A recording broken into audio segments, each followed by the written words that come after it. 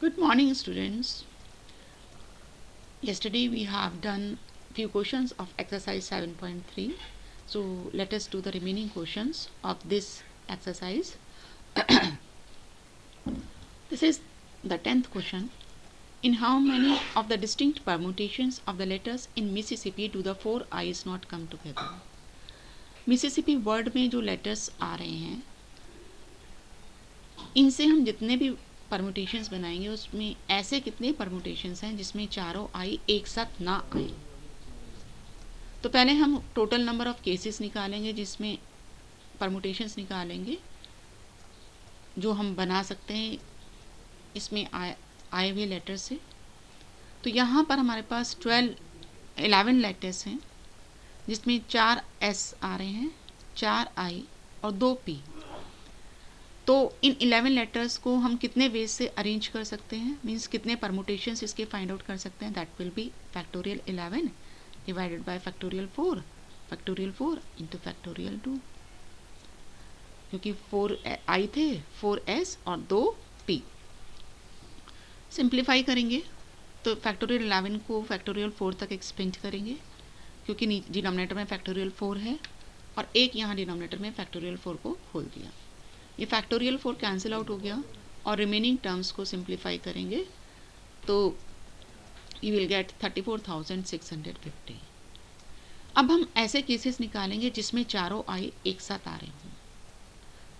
तो इन चारों आई को हम एक लेटर की तरह ट्रीट कर सकते हैं क्योंकि जहाँ भी आएंगे ये एक साथ आएंगे और बाकी जो हमारे पास लेटर्स हैं वो 4 एस, 2 पी और 1 एम बच जाएंगे। ये चारों आई एक जैसे एक लेटर की तरह ट्रीट होंगे। तो टोटल हमारे पास 8 लेटर्स हैं। तो इन 8 लेटर्स को हम कितने वेज से अरेंज कर सकते हैं? Factorial 8 divided by factorial 4 into factorial 2 expand करेंगे तो 876 up two factorial 4 divided by factorial 4 into 2। Factorial 4 cancel out हो गया और हमें 840 मिल गया। अब ये चारों आई को हम कितने वेज से अरेंज कर सकते हैं आपस में? तो factorial 4 upon factorial 4 that is 1। तो 1 इंटू 840, क्योंकि इन हर केस के लिए इस आई को हम एक ही तरह से अरेंज कर सकते हैं। ये जो चारों आई है तो हमारे पास टोटल जो परमुटेशंस होंगे जिसमें चारों आई एक साथ ना आए उसको हम टोटल नंबर ऑफ अरेंजमेंट में से वो केसेस माइनस कर देंगे जहाँ पे चारों आई हमारे एक साथ आ रहे हैं। So we will get 33,810। Next question is in how many ways the letters of this word permutation be arrange so that the word start with P and end with S. ऐसे कितने वर्ड्स हैं जिसमें जो P से start हो रहे हैं और एस से एंड होंगे, ये हमें फाइंड आउट करना है। क्योंकि पी से स्टार्ट एस से एंड हो रहा है तो इसका मतलब ये 2 पोजीशंस हमारी फिक्स हो गई। बाकी जो लेटर्स होंगे उन्हें हमें इन रिमेनिंग पोजीशंस में अरेंज करना है। तो हमें देखना है कितने वेज से हम रिमेनिंग पोजीशंस में उन लेटर्स को अरेंज कर सकते हैं।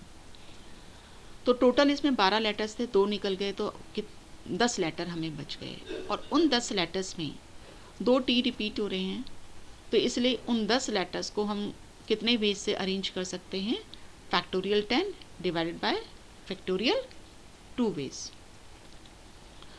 सिंप्लीफाई करेंगे इसको, 2 कैंसिल आउट हो गया और हमें मिल गया 18,14,400।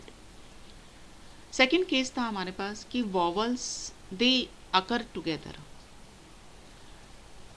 तो परमुटेशन वर्ड में हमारे पास 5 वॉवल्स आ रहे हैं, ई, यू, ए, आई एंड ओ, और रिमेनिंग हमारे 7 कॉन्सोनेंट्स हैं और उन 7 कॉन्सोनेंट्स में 2 टी हैं। तो जब हम इनको वॉवल्स को क्योंकि एक साथ रखना है तो इन वॉवल्स को एक लेटर की तरह ट्रीट कर सकते हैं। तो टोटल लेटर्स हमारे पास कितने हो गए? ये एक लेटर और 7 लेटर्स और तो 8 लेटर्स हैं। तो इन 8 लेटर्स को कितने वेज से अरेंज कर सकते हैं? Factorial 8 divided by factorial 2 ways. लेकिन इस हर अरेंजमेंट के लिए आप वॉवल्स को भी रीअरेंज कर सकते हैं। वॉवल्स 5 हैं, पांचों को कैसे रीअरेंज करेंगे? 5p5 वेज से, दैट इज फैक्टोरियल 5 वेज। इसलिए टोटल नंबर ऑफ अरेंजमेंट्स जो हमें मिलेंगे we will find it by multiplication principle, क्योंकि इस हर अरेंजमेंट के लिए वॉवल्स को भी हम फैक्टोरियल 5 वे से अरेंज कर सकते हैं। So total number of permutations will be factorial 8 divide by factorial 2 into factorial 5। इसको हम सिंप्लीफाई करेंगे, देन वी गेट 24,19,200।